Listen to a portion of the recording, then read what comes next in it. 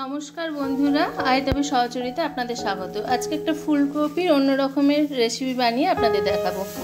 এর জন্য কিছুটা পোস্ত, চালমগজ, কাজু বাদাম আর টমেটো একসাথে মিক্সিতে নিয়ে পেস্ট করে নেব। কয়েকটা কাঁচা লঙ্কাও দিয়ে দিচ্ছি পেস্ট করতে। মশলাটা বাটা হয়ে গেছে। কড়াইয়ে কিছুটা সাদা তেল গরম করতে দিয়েছি। এবার ফুলকপিগুলো আমি টুকরো করে কেটে নিয়েছি, এগুলো তেলের মধ্যে ছেড়ে দেবো।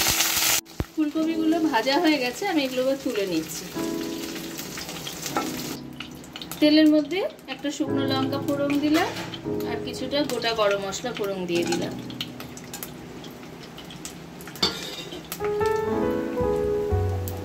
এবার যে মশলাটা কেটেছিলাম সেটা তেলের মধ্যে দিয়ে দিলাম।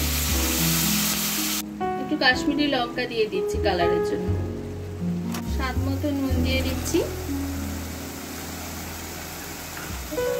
এবার মশলাটা ভালো করে কষিয়ে নেব।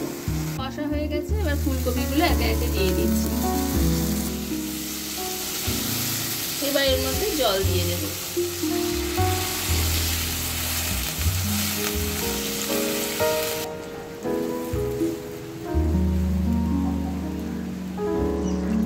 এর মধ্যে এবার একটু বাটার দিয়ে দিলাম।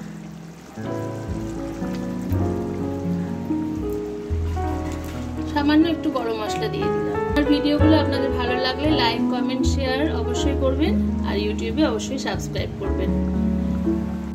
তৈরি হয়ে গেল ফুলকপির একটা অন্যরকমের রেসিপি। আপনারা সবাই ভালো থাকবেন। নমস্কার।